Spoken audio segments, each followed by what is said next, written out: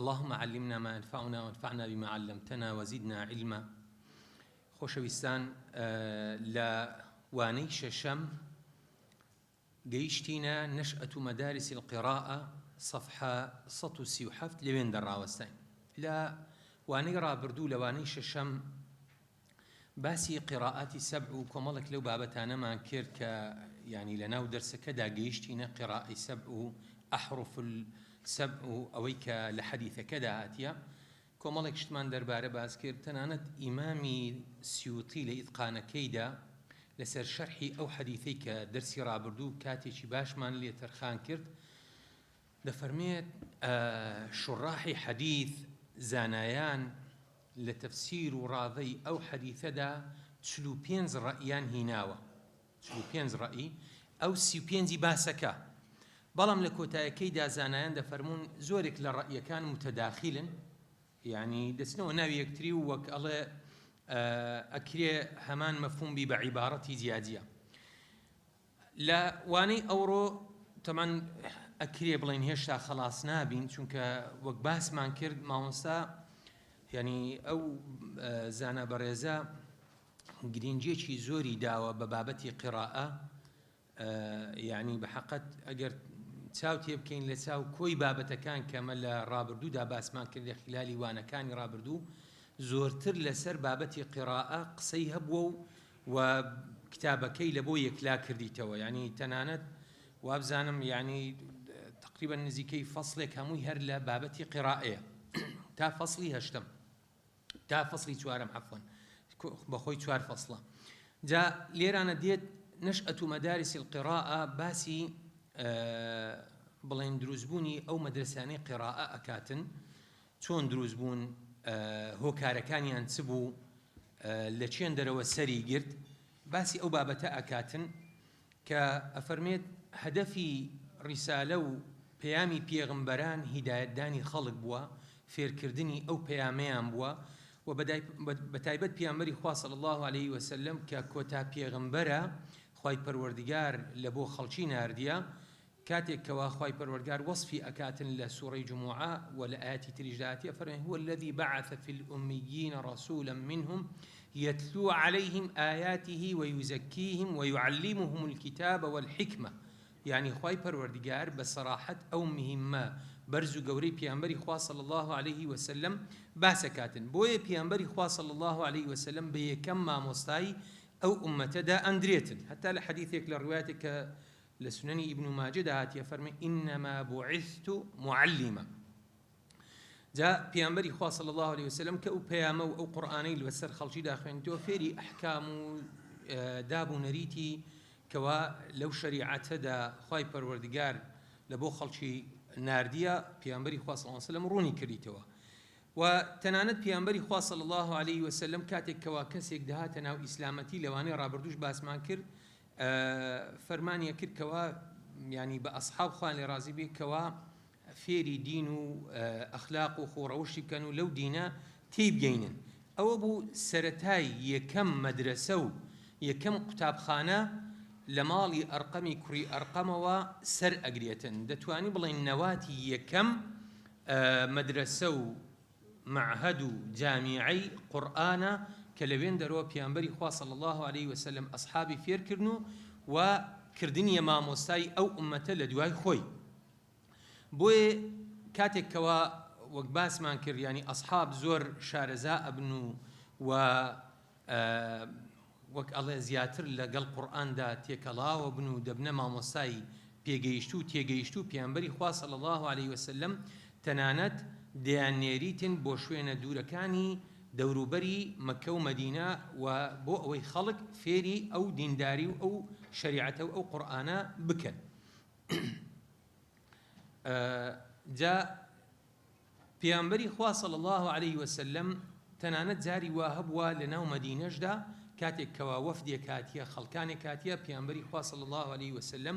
ئەرکەکەی دایتە سەرشانی سەحابە زیرەک و بەتواناکان، ئەوەتە پێغەمبەری خوا صلی الله عليه وسلم وەصفی ئوبەی کوڕی کەعب ئەکاتن کەوا زیرەکترینیانە و شارەزاترینیانە بە قورئان. کاتێک کەوا وەفدەکانی عەرەب دێن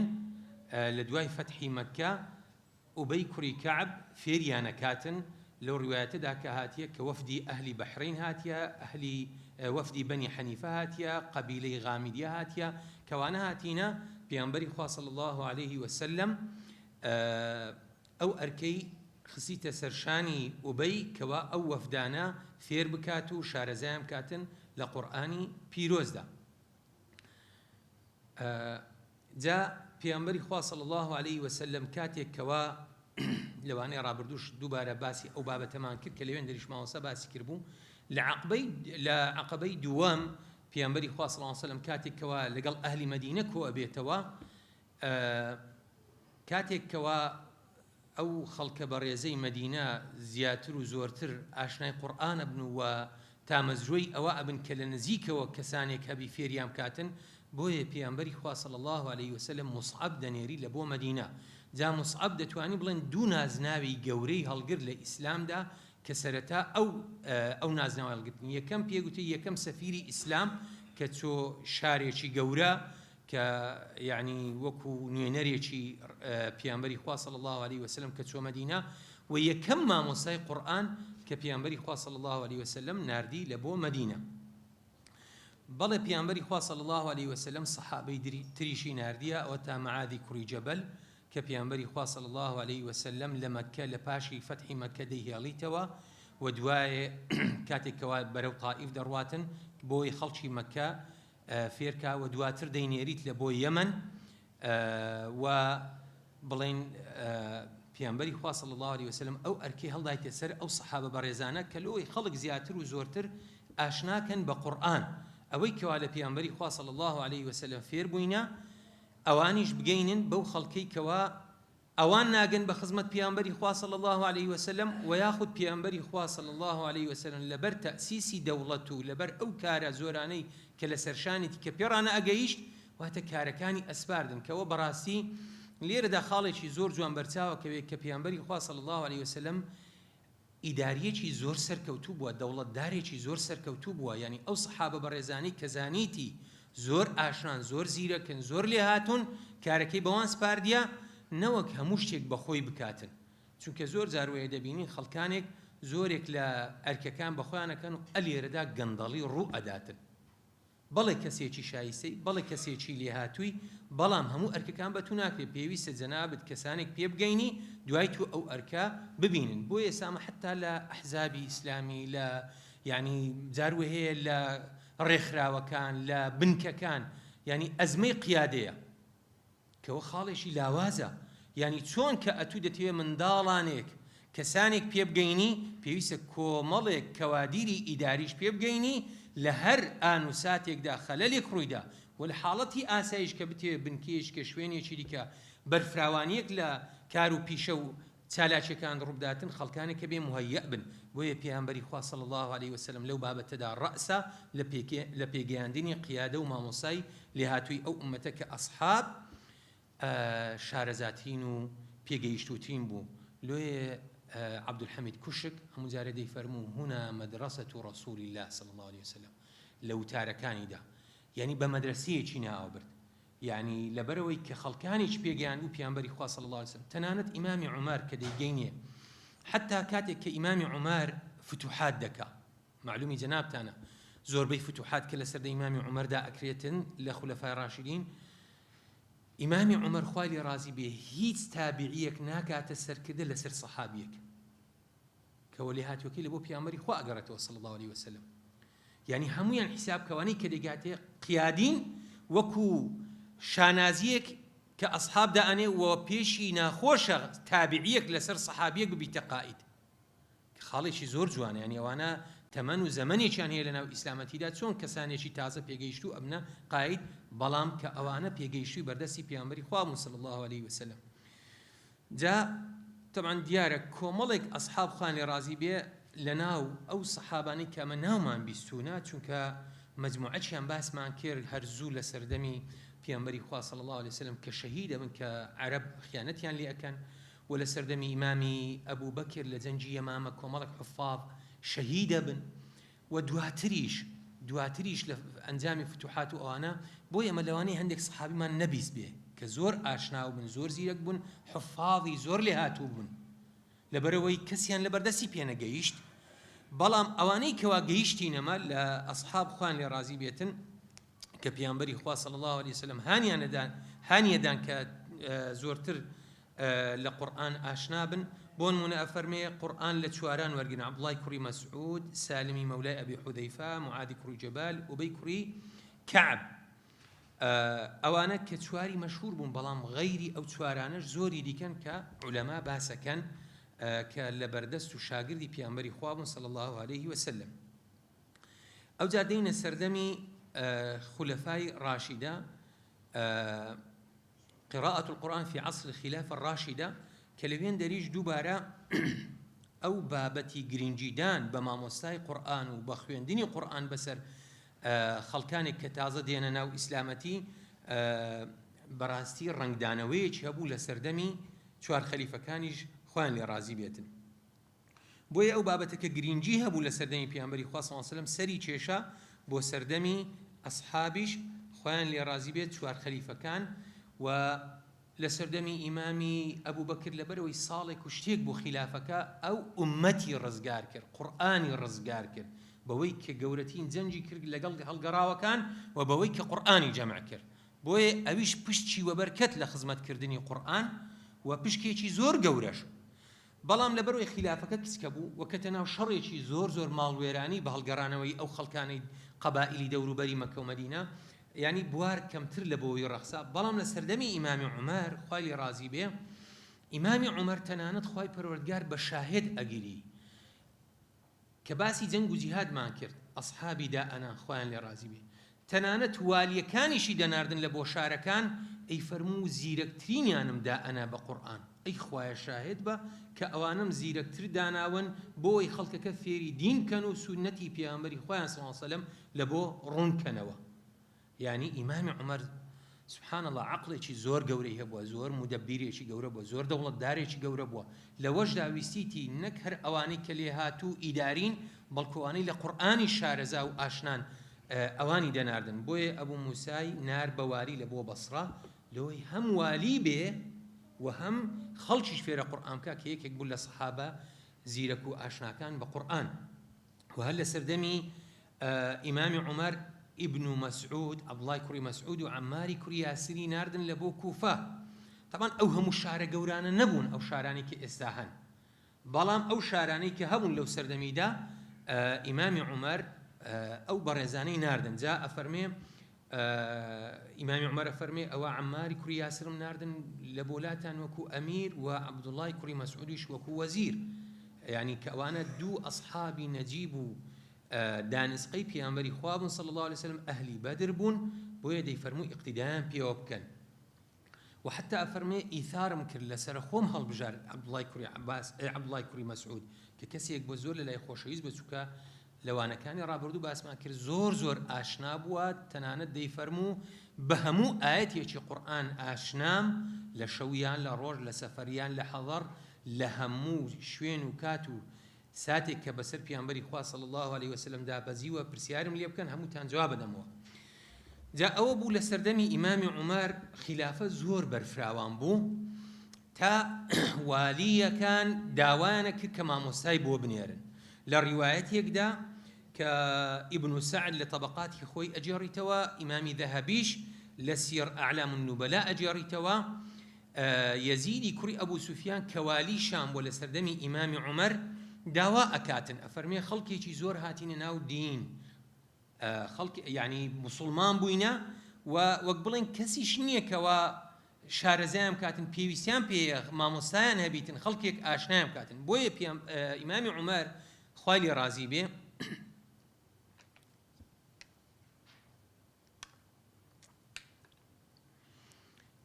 بانجي بينز أصحاب كاتن خوان لي رازي بي معاذ كري جبل عبادي كري صامت أبي كري كعب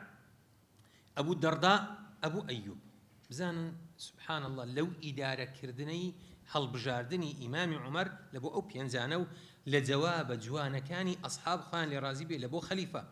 بيانا فرمي أو براكانتان لأهلي شام داوي يارمتيان كردية كوافير قرآني أمكنو لدين شارزام كان بوي هاوكارم بن خوا ڕەحمتان پێ بکاتن 3 کەسم لە ئێوە دەوێت لەو پێنجانە ئەگەر ینی وەڵام دەنەوە ئەوە بکەن قڕعە بکەن لە مابەینی خۆتاندا ئەگەر نا 3 کەس هەڵبژێرن جا ئەفەرمێت ئەو پێنجانە فەرمیان ئەمە لە ناو خۆماندا قڕعە ناکەین بەڵکو ئەبوو ئەیوب پیاوێکی بەتەمەنە و ئوبەیش پیاوێکی نەخۆشە کەواتە واز لەو دوانە بێنە بزانە یعنی لەبەر خۆشەویستی لەبەر ڕێزگرتن ئەفەرمون ئەبوو ئەیوب ئەو تەکلیفەی مەخە سەرشانی ئوبەیش لەبەرەوەی نەخۆشە ئەویش بە بڵێن ئیسراحەت کاتن بۆیە چێمانەوە معادی کوڕی جەبەل عوبادەی کوڕی سامت ئەبوو دەردا بۆیە ئیمامی عومەر دەیانێریتن ئەفەرمێ بڕۆن سەرەتا لە حیمس دەست پێ بکەن ئەو ینی شریعەتیان فێر بکەن و ئەو جا دەیانێریتن لە بۆ حیمس و لە بۆ دیمەشق و لە بۆ فەڵەستین تەنانەت ئەو سێ بەڕێزە لە میانەی ئەو کاروانە جوانە قورئانیەدا کە دەبنە ڕێبوارێکی ینی بڵێن پێگەیشتووی ئەو کاروانە جوانە سەر ئەنێنەوە ناگەڕێنەوە بۆ مەدینە هەمویان لەو کاروانەدا سەر ئەنێنەوە و لە خزمەت قورئان و لە خزمەت ئەو خەڵکە ئەبن کە ئاشنایان بکەن بۆیە معاد لە ساڵی هەژدەی کۆچی وەفاتەکاتن بە تاعون و دوایە عوبادە ئەچێتە فەڵەستین و ئەویش لە ساڵی 34 وەفاتەکات و ئەبوو دەردائیش دەمینێتەوە لە دیمەشق تا ساڵی 32 کۆچی ئەویش لەوێندەر وەفاتەکاتن کەواتە ئەو بابەتە زۆر جێگای گرنگی پێدان بووە هەر لە سەردەمی پێغەمبەری خوا صلی الله علیه و سلم و لە سەردەمی ئیمامی عومەر و تا دەگاتە سەردەمی ئیمامی عوثمان کە ئیمامی عوثمان خوای لێ ڕازی بێتن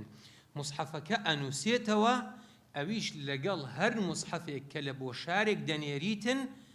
مامۆستایەکی لەگەڵ دەنێریتن و تەنانەت لە ناو مەدینەدا زەیدی کوڕی ثابت کە باسمان کرد جیرانی پێغەمبەری خوا بوو صلی الله علیه و سلم یەکێک بوو لە کاتبە هەڵبژێردراوەکانی پێغەمبەری خوا صلی الله علیه و سلم و لە سەردەمی ئیمامی ئەبوبەکر کە قورئانی نووسیەوە و لە سەردەمی ئیمامی عوثمان کە بۆ بەرپرسی ئەو کۆمەڵێکەوە ئەرچی قورئانیان پێسپێردرا لە ناو مەدینەی دیاڵیتەوە ئەو وەکو فەخر و گەوری یەک لە بۆ ئالی مەدینە دوایە عەبدوڵای کوڕی سائیب لەگەڵ موسحەفەکە دەنێرێتە مەککە دوایە مغەیرە دەنێرێتە شام دوایە ئەبوو عەبدوڕەحمانی سولەمی کە مامۆستای عاسمە دەنێرێتە کوفە دوایە عامری کوڕی عەبدوقەیس لە ساڵی 55 کەوان هەموو بڵێن وەفاتەکەش لێدایە ئەویش لەگەڵ موسحەفەکەی دەنێریتە بەسرە ئیمامی عوثمانیش ئەبەو شێوازە گرنگی ئەداتن بە قورئان و مامۆستاکانی کامە مامۆستای باشە هەڵیانە بژێریتن بۆ ئەوەی کە خەڵک زیاتر و زۆرتر ئاشنا بکەن بە قورئان ئیتر لە ئەنجام و لە میانەی ئەو ناردنی ئەو مامۆستایانە ئەو سەحابانە لە بۆ ئەو شارانە معلوم کۆمەڵێک مەدرسە ڕوو ئەداتن کۆمەڵێک شێواز و تەرتیبات ڕوو ئەداتن لە ئەنجامی ئەو نەشاط و تەفاعولات و ئەو چالاکیانەی کەوا ئەو بەڕێزانە کە لە خزمەت قورئاندا ئەبن بۆیە هەر یەکێک لەوانە کە معادی کوڕی جەبەل کاتی خۆی کە لە مەدینە دەرەچێت و دەچێتە مەککە و دەچێتە یەمەن و دوایە دەچێتە شام و ئەوانە لە خیلالی ئەوەدا کۆمەڵێک شێواز و دەستور کە پیادە ئەکاتن بۆیە ئەبوو دەردا کە لە شامە بێتن بە هەمان شێوە کۆمەڵێک شێواز یعنی ئەوانە هەموو ئەو شێوازانەی ئەو بەڕێزانە دەبێتە دەستوری قورئان پێگوتن حتا تەنانەت لەناو عولەمای فوقەهاش ئوسلوب جیاواز بە مەدرسەی حیجاز لەگەڵ مەدرسەی بەغدا جیاواز بە مەدرسەی بەغدا و حیجاز لەگەڵ مەدرسەی میسر جیاواز بووە یعنی لەوەیدا لەو شێوازی دەرزگۆتنەوە تەلقینی بووە مناقەشە بووە ئیملا بووە یعنی مامۆستا فەرموویتی و بڵێن تەڵەبەکانی نووسیتیانەوە هەموو ئەو شێوازانە لە خیلالی گۆتنەوەکاندا شێوازێک لە مەدرسە و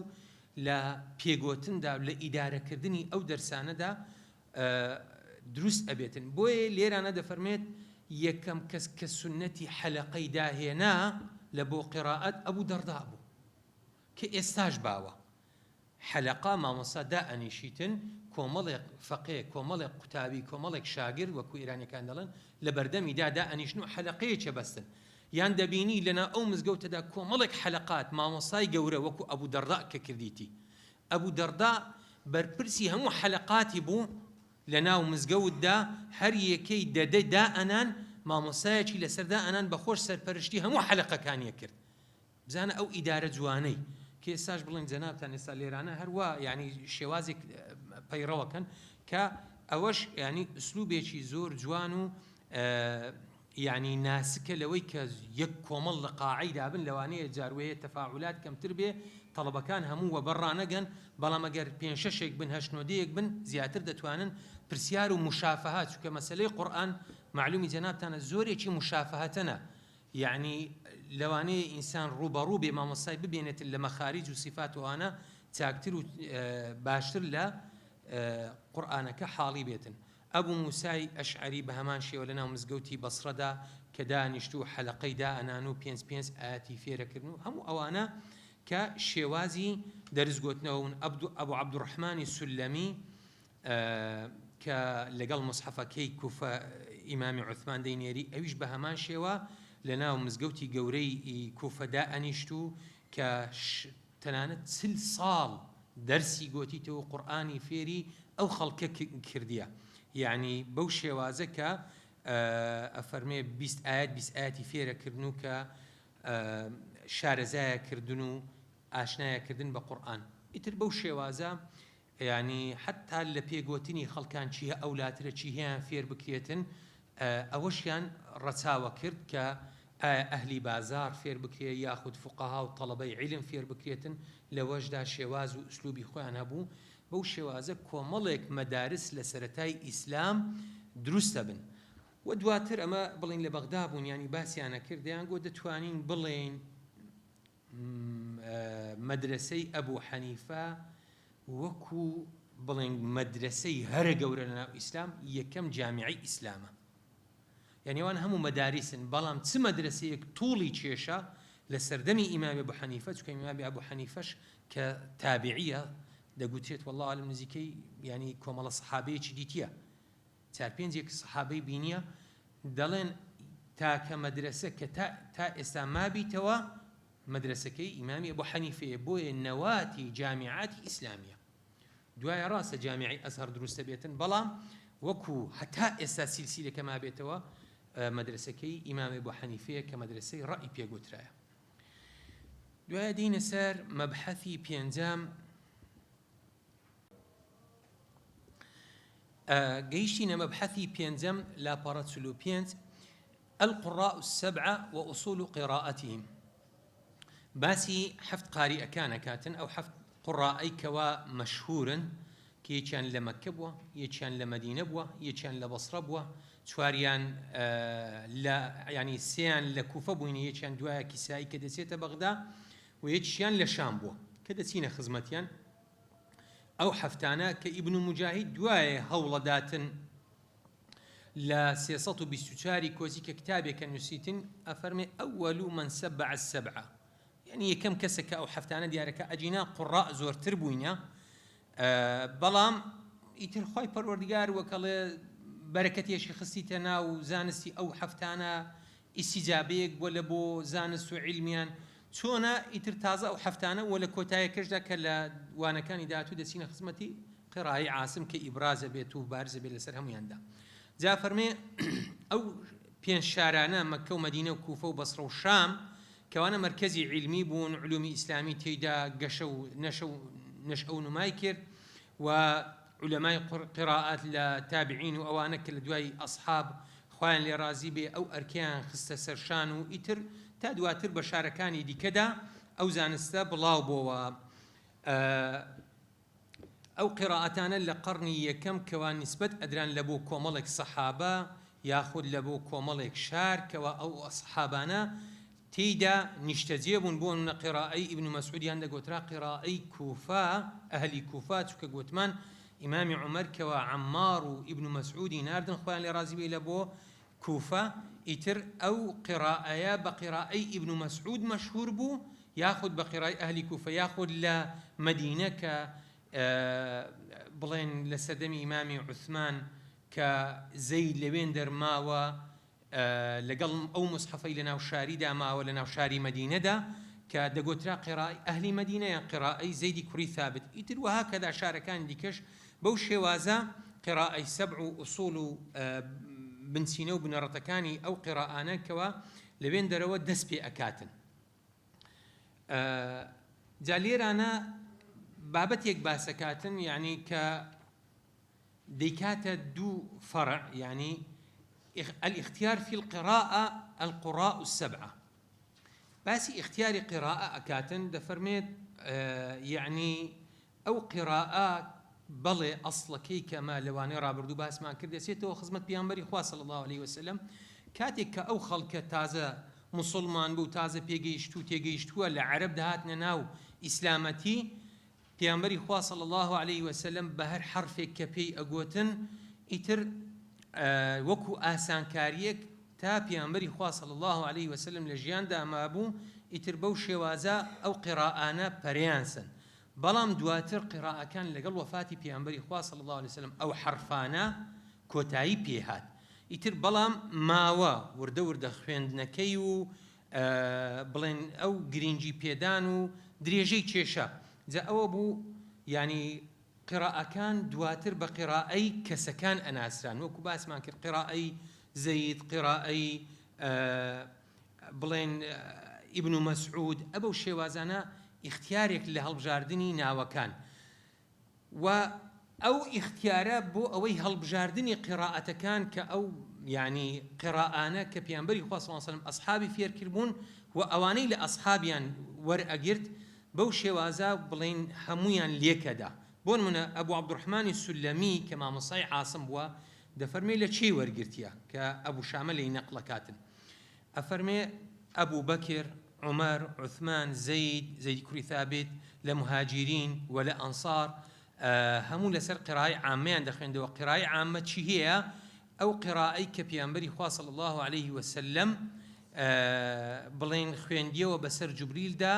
لەو ساڵەی کەوا وەفاتی تێدا کرد پێغەمبەری خوا صلی الله عليه وسلم. و ئیمامی عەلی خوا لێ ڕازی بێتن یعنی لە درێژەی ژیانیدا لەسەر مصحەفی ئیمامی عوثمانی دەخوێندەوە. یعنی ئەو قراءانەی کەوا باو بوون بەڵام ئەوەی قراءەی ناو مەدینە کە ئەو بڵێن هەڵیان بژاردیە بە قراءەی پێغەمبەری خوا صلی الله عليه وسلم ئەگەرچی خوێندنەوە و نوتقی دیکە هەبووە بەڵام ئەو کۆمەڵە سەحابە کە لە پێغەمبەری خۆیان وەرگرتیە صلی الله عليه وسلم وە کۆتا نوێبوونەوەی پێخوێندنەوەی پێغەمبەری خوا صلی الله عليه وسلم کە ساڵی تێیدا وەفاتی کردیە. جا ئەبوو عەبدوڕحمان لە شێ وەرگرتیە کە لەوانی وەرگرتیە. ئیتر ئەبەو شێوازە پەرەی سەندیە کاتێکەوە ئیمامی عوثمان ئەو مصحەفانەی ناردیە لە بۆ شارەکاندا بە هەمان شێوە هەوڵی دایە بەو مصحەفە بخوێندرێتەوە کە ئیمامی عوثمان لەگەڵ سەحابە خۆیان لێ ڕازی بێ کورتیان هەڵێنا لەو کۆمەڵە مصحەفەی کە ناردیان یعنی بۆ ئەوەی مخالفەی ئەو نووسینەوە و ئەو خوێندنەوەی دیکە نەکرێتن چونکە باسمان کرد یعنی تێکرای حرفەکان تێکرای قراءەتەکان تەنها خلاف لە نوتق بووە لە حەلال و حەرام و لە مەفهوم و معنای قورئان نەبووە هەموو خلافەکە تەنها لە نوتق بووە وەکو لەوانەی ڕابردوودا باسمان کرد. بۆیە قراءەی ئیبن مەسعود کە قراءەی ئەهلی کوفە بووە یەکێک بووە لەو قراءە مەشهورانەی کەوا لە دوای قراءەی جەماعە دی. قراءەی جەماعە چێن دەربوو؟ قراءەی مەدینە بوو کە هەم بە قراءەی ئەهلی مەدینەی پێئەگوترا چونکە باسمان کرد ئەو کۆمەڵە سەحابە کە لە پێغەمبەری خۆیان وەرگرتیە صلی الله علیه وسلم و هەم بە قراءەی زەیدی کوڕی ثابتی پێگوتری هەم بە قراءەی مەدینە یعنی سێ نایە بووینە. لە دوایوی قراءەی ئیبن مەسعود بووە کە یعنی باو بووە. جا بۆیە قراءەی ئیبن مەسعود زۆر باو بوو لە کوفە تاوای لێ هات خەڵک جیا لە قراءەی ئیبن مەسعود هیچی دیکەیان نەئەزانی چونکە ئیبن مەسعود کاریگەریەکی زۆری هەبوو بەسەر ئەهلی کوفەدا. بەڵام دوایە کە ئیمامی عومەر خەڵک ئەنێریتن لە بۆ شارەکان کە عەبدوڕحمانی سولەمی نارد تەمان دەکەوێتە دوای ئیبن مەسعود ئیتر ئەو قورئانەی کەوا بە خەڵکی ئەڵێتن لە خلالی 40 ساڵدا ئەو قورئانە بووە کەوا لە مەدینە وەریگرتیە ئەو قورئانە بووە کەوا فێری بووە لەو سەحابانە قورآانی جەماعە قورآانی مەدینە بۆیە کە باسمان کرد چۆن لە سەردەمی ئیبن مەسعود خەڵک جیرکە لە قیراءەتی ئیبن مەسعودی نەئەزانی دوایە تاوەی لێهات قورآنەکەی خوێندنەکەی ئیبن مەسعود وردە وردە با بڵێن خەڵک لە بیرە چێتەوە مامۆساکان بە تەمەندا ئەچن ئەو جیلەی کە دێتن هەمووی لە ئەبوو عەبدوڕحمانی سولەمی وەرەگرێتن چۆن سەرەتا خەڵک ئاشانە بوو بە غەیری قیرائی ئیبن مەسعود دواتر خەڵک لەگەڵ قیرائی ئەبوو عەبدوڕحمانی سولەمی ئاشنا ئەبیتن ئەو جای ئیبن مەسعودی وردە وردە خەڵک لە بیرە کاتن تا میهران یعنی سولەیمانی کوڕی میهرانی ئەعمەش ئەڵێ لە ساڵی 148 وفاتی کرد یعنی هێشتا زووە ئەفەرمێ کە چوومە کوفە تێیاندا نەبوو بڵێن ینی قراءەتی بڵێن زەیدی کوڕی ثابت وەکو قراءەتی ئیبن مەسعودی بوو ئەو ڕۆچۆنە یعنی سەرەتا قرائی ئیبن مەسعود ئەوەندە باو بوو قرائی زەید ئەهلی مەدینیان نازانی بەڵام ئەڵێ ئێستا قرائی ئیبن مەسعود ئەوەندە خەڵک لە بیر و چوویتەوە و بڵێن وە دواکەتیا قرائی زەید کە قرائی ئەهلی مەدینەیە خەڵک زۆرتر و زیاتر پێی ئاشنایە تەنها پیاوێک دوو پیاو نەبیتن ئاشنانین بە قرائی ئیبن مەسعود یعنی لە خلالی ئەو 40 ساڵە لە خلالی ئەو کاتێکەوە ئەبوو عەبدوڕحمانی سولەمی لێ بووە وردە وردە قرائی ئیبن مەسعود لە دواییدایە ئیتر بەو شێوازە اختیار و هەڵبژاردننی قراءەکان کەوا پەرەی ئەسێنیتن پەرسەندنەکە چۆن بووە یعنی قراءەکان اختیاراتی تێدا بوو هەر لەو قرائی لەو قرائی لەو قرائی حتا قراءەیەک دەستورێک ینی لۆ خۆیان دانایە ئەو مامۆسایانە بەو شێوازە و نەبێ لەسەر حرفێک لەسەر قراءەیەکی تایبەت حتا ئیمامی عاصم لە دوانی وەرگرتیە ئەفەرمێت کاتێکەوە ئیمامی عاصم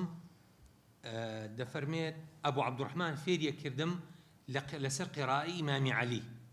و ئەمیش دەچوومەوە لە دوایە لەسەر قرائی ئەبوو عەبدوڕحمان لە بۆ زوڕی کوڕی حوبەیش دەگۆتەوە کە ئەویش لەسەر قرائی عەبدوڵای کوڕی مەسعود بوو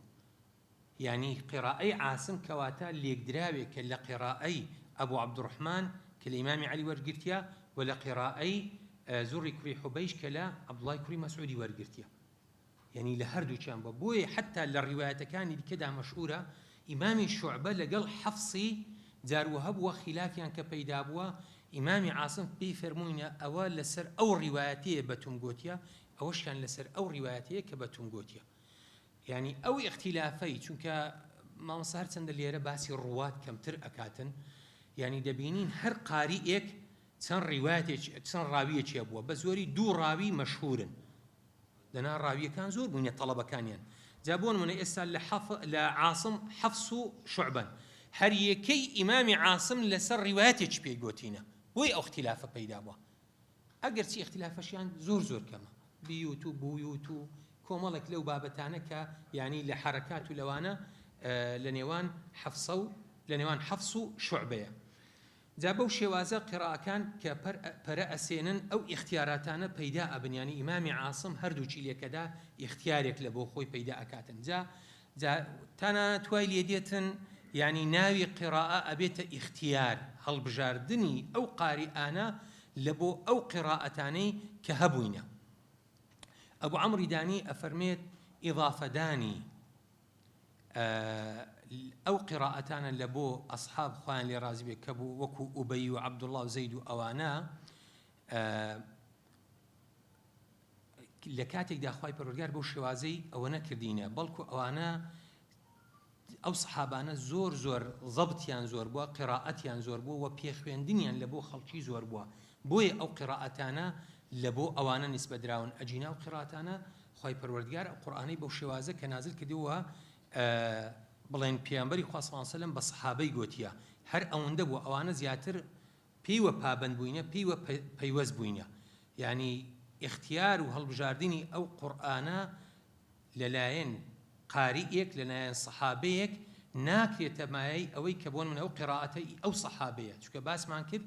بەس پێیانبەری خوا صلی الله علیه و سلم تا لە ژیاندا بووە ئەو قراءەتانەی بە سەحابە و بە ئەوانەی کە تازە هاتینە ناو شەریعەت بواني قوتيا واتا هذه الإضافة إضافة اختيار ودوام ولزوم لا إضافة اختراع ورأي واجتهاد. أو النسبة دانا كده قوتيا قراءي عاصم بنمونة، قراءي ابن مسعود، قراءي زيد، تنها ملازمة ودوام بون وبابن بون بيوة نوك داهنانيك بي اجتهادك بي. واتا قراءة خوێندنی قورآن توقيفية، هیچ بابەتێکی اجتهادی تێدا نییە، هەمووی دەگەڕێتەوە خزمەت پێغەمبەری خوا صلى الله عليه وسلم. جاوە قراءەی عاصم تەنانەت قراءەی ئیمامی نافعیش وەکو قراءەی عاصم لێکدراوێک بووە. ئەوە تانەیە ئەفەرمێت ئیمامی عاصم کە عفوا ئیمامی نافع کە ئیمامی ئەهلی مەدینەیە، يعني لو حفت قارئانا نافع كش قالون ورشي ليجرنوا إمام نافع دفرمي لسر حفتا تابعين أو قراءة خويندي توا تا اختياري أو قراءة كردية حفتا تابعين واتل يقدراويك لناو همو أو خوينواني كوا تابعينش لأصحابي ورقتيا خوان لي رازي بي كقراءة مدينة قراءة عامة ياخذ جماعي بيقو تراوة واتا ما بس ليردا كما مصا أو عنواني داتي الاختيار في القراءة أو بوا ليقداني همو أو خوينوان بوا تا أو إمام قورانا أو شتيان بلين كوكر ديتو كوكر نوكي وان لميانا ورقرتني همو أو بريزانا بوا تسل الصحابة تسل التابعين خوان لي رازي بيتر بوي وشي قراءة اختيار كلنا وهندي كتاب علوم القرآن ياخذ كتاب قراءة برساوة كبيتن برامبر قراءة بكار هاتية برامبر قراءة كده قلت اختياري فلانة عالمة لا قراءة واتا قراءي أو بلام لراسيدا وشي قراءة دقرته وسردمي بيانبري خواه صلى الله عليه وسلم. جاء دكتي راسه خو بين سر قراءي 7 قراءي 7 أفرمي لقرن دومي هجري عصري اختياري قراءة أبوة أو بيدابو كديان قراءات بيدابو لا بلين لنا وشاركاني مسلمانان كأو زانياني بيو بابن بون خريجي بونو أو اختيارو ورقرتني همو قراءانيان كوا هليان بجار تا أفرميت يكك لباحثين كوي كرديتوا أو كتاباني كوا جات سبا رسالة بن سبا نسخة بن سبا كتابي قوربن تا سردمي ابن مجاهد كي كم كسا وثمان أول من سبع السبعة يكم كسا كحفت قراءة كاني أو بجواني لكتابك دا كوي كربنو وقبلين هم زانان لدواوي تقريبا قرن وسروي لسيسطو بساري كوسي كوفاتي كرديا أفرميت سن كتابي انداناوا بالرسالة ونسخة وانا نوت كتابي انداناوا يعني تاسي سطو بسوتسار زور قرنجي دراوا بو بابتا زور جاي اهتمام بولا نيو علماء لصحابة ولا تابعين ولا تابعي زور قرنجي بو بابتا دراوا چكا او بابتا براسي زار وبو جاي مشتمريش بوا هل لبر اوينا وكو خويندن يكو اهتمام بيدانك لبر مشتمري وجدل چكا باس ما كده هوكاري كوكرنوي قرآن لسردم إمام عثمان سبو بيخويندني أصحاب بو لبري جهاد بقراءتي جياجيا هو بوكا حذيفية والله أعلم ديتوا كفرمي بقى أو أمتا خريك وكو اختلاف نصاران لبيتن إمام عثمان كأو برياري جمع قرآن دركات لسر أو بابتيه أو زار وبو جيجي جدلو مشتمري بوا لكوتا قسي واني رابردو باسي وما كر كمعاذ فرموي كاتك قراءة كان من لخزمت بيانبري خواه صلى الله عليه وسلم دخويندن بيانبري خواه صلى الله عليه وسلم داني أنا بهمويا عيبي لهيتي أنا أقر ودوري أخسيني ولا جدل لو جدل بيدانك بيانبري خواه صلى الله عليه وسلم بخوي لجيان دابو بوي داني أنا بهمويا تنانا زار وابو كنويج يان خويندي بجاهري صحابيك جيلي راقرتيا بشتمل يان قرتيا باسين خدمت بيانبري خواه صلى الله عليه وسلم هو سيو بدعية سيو داهنا أنا بيانبري خواه صلى الله عليه وسلم فرموتي توش راسه ويش راسه يعني أوها مشتمركاني لناو صحابة خوان لي رازي بيه بن بركديا جاء أوا جيجاي مشتمري وجيجاي اهتمام دام بوا مدرسي كوفة مدرسي بصرة مدرسي الشام مدرسي بلين مكة ومدينة همو أوانا کە جۆرێک لە یعنی ڕازیایی پەیدا بووە بۆیە عولەما خوا خێریان بنووسی زۆر احتیمامیان پێداوە. دواتر ئیبن مجاهید خوای لێ ڕازی بێت کە تا حدێک بنبڕی ئەو خلافات و ئەوانە ئەکاتن. طبعا ئەو حەفتا کتابە زۆری نەگەیشتەمە کە لێرە باسەکەن هەندێکی بەس ناوی گەیشتی تێ، هەندێکی لە کتابەکەی گەیشتی تێ. بۆیە یعنی یەکێک لەو کتابانە ئەبوو عوبەید قاسم بن سەلام کە لە سەرەتا باسمان کرد یەکێک بووە لە 224 وفاتی کردی کە لەسەر قیڕائی دانایە و قوڕاءەکانی گەیاندیتە 20 قسووری جگە لەو حەفتانە باشە کە کتابی داناوە هەندێک لە مقدیمەکەی گەیشتی تەمە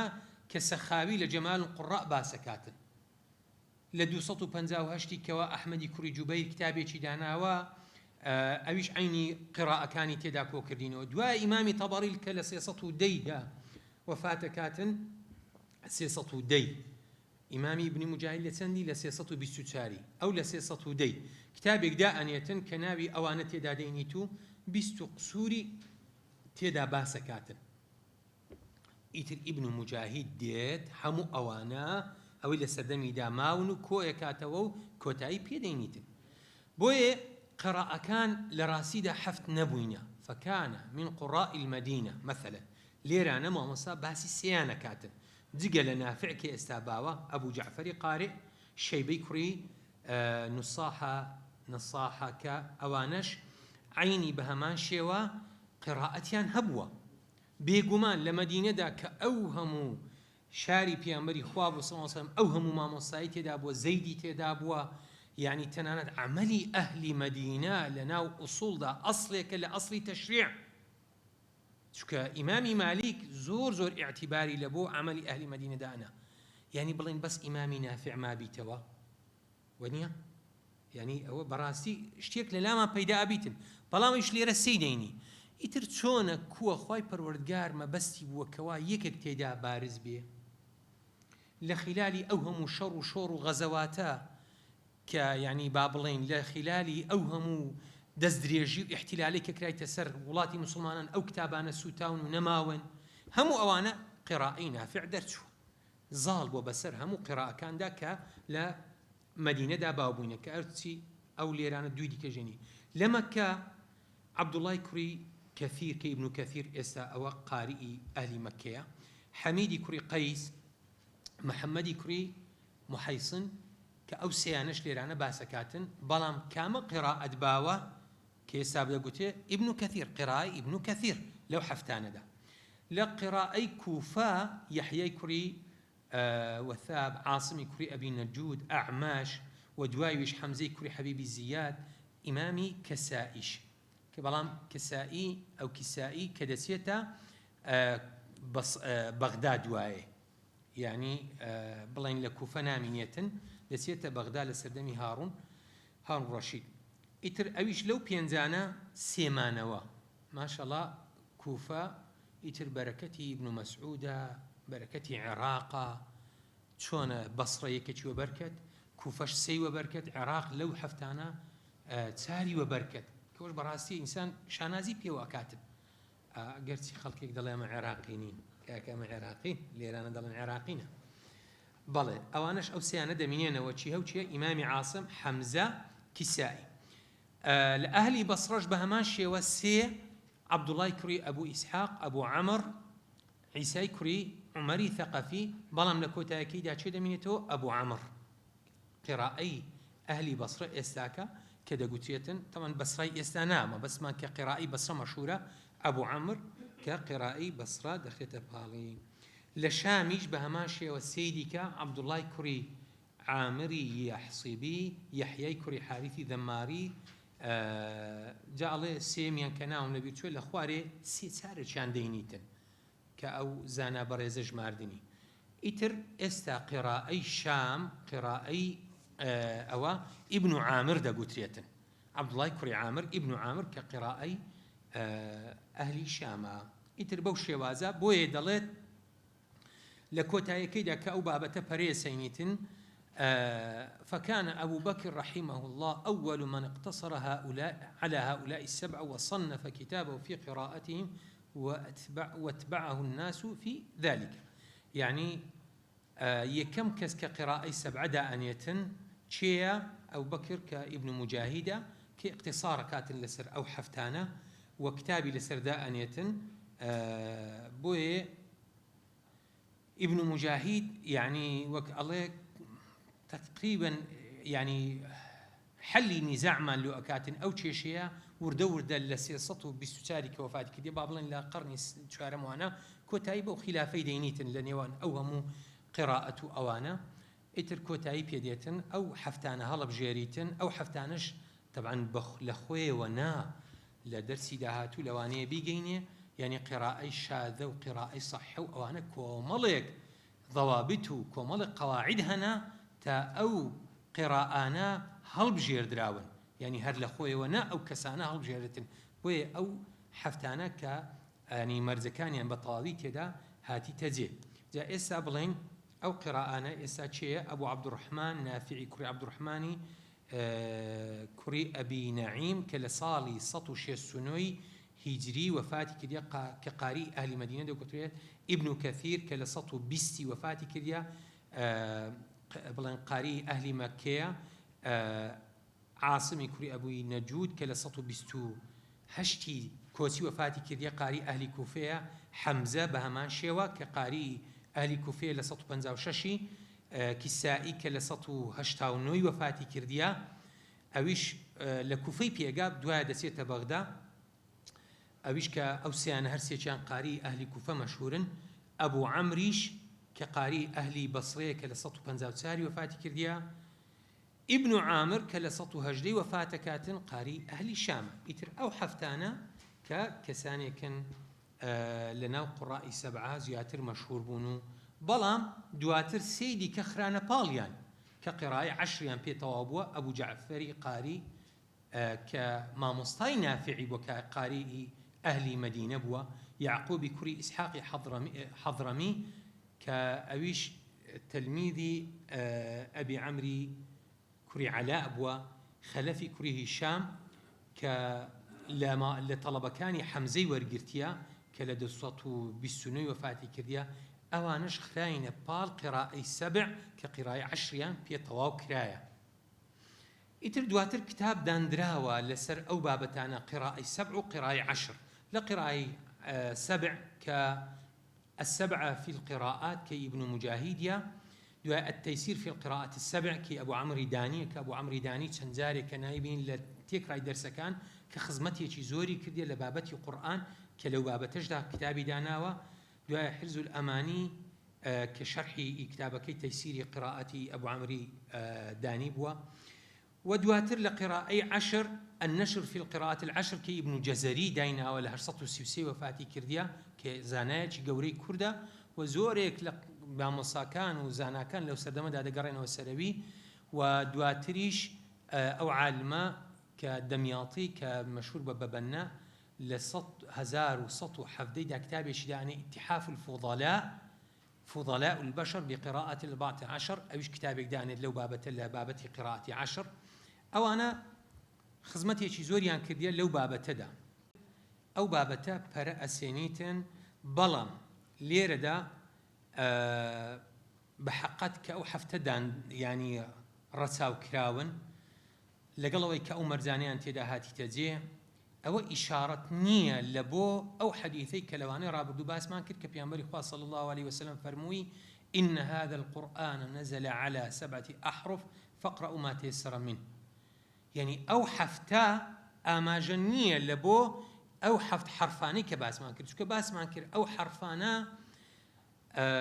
شوازي خويندني بيانبري خواه صلى الله عليه وسلم كبا صحابة كاني فرموا وبواني تازه مسلمان بوين لقبائل ولا تيركان ديكي عرب كهاتينا آسان كاريك بلبو أمت وباس ما كر إمامي سوتي فرمي تاتسل الرأي وليقدانه ولا بو حديث كراوة بوي هنديك لزانايا رخنا أقرن لابن مجاهد كالقرني شوارم أو كتابة دانية كدير لسرد حفظ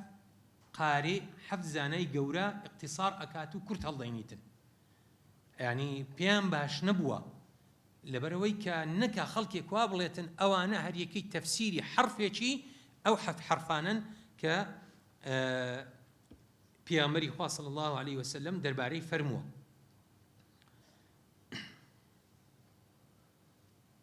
بۆیە مەکی کوڕی ئەبوو تاالب ئەفەرمی هەر کەسێک وا گومان باتن ئەو قیراءانەی نافع و عاصم و ئەبوو عەمر و ئەوانە کێکین لەوانە بەڕاستی و غەڵەتێکی گەورەیە وا ئەفەرمێتن. ئەفەرمون يعني زانای دیکە کە ئیبن جەزەری نەقڵی کردیە لە يعني النشر في قراءة العشر ئەفەرمێ خۆزیە يعني ئیبن مجاهید یان زۆرتری دانابان لە حەفتان یا کەمتری دانابان لۆی ظنی خەڵکی وانەچیتن قراءەی سەبع يعني ئەحرفی سەبع فعلا تێکە کاتەوە لەبەرەوەی هەردووچیان حەفتن بەڵام لە کاتێکیشدا وانیە. بۆیە لە کۆتایەکەیدا ئەو قراءانەی کەوا دایناون ئەوانن کە لە قەرنی دووەمدا ژیاون کە ئیبن مجاهید باسی کردوینە و یەکەم کەسە کە ئەو حەفتانەی کۆ کردینەوە و لەسەر ئەو حەفتانەی اختصاری کردینە کۆ دواتریش زانایان کە لەوانیان وەرگیتەوە ئەوانیش لە تابعین و سەحابەیان وەرگیتە ئیتر بەو شێوازە ئەو قراءەتانە پەرەی سەند و دواتر دوای ئەو حەفتانە و ئەو دەیانێک کە باسمان کرد طبعاً قراءەتی دیکە زۆر بووە کە قراءەی شادەشی کە تەناوێ ئینشاءالله لەوانەی داهاتوو دەچینە خزمەتی و لەوێن دەریش مەرجەکان باسەکەین بەو ئەندازەیە دێنە کۆتایی وانەی ئەو جارەمان وصلى الله وسلم على سيدنا محمد وعلى آله وصحبه أجمعين. السلام عليكم ورحمة الله وبركاته.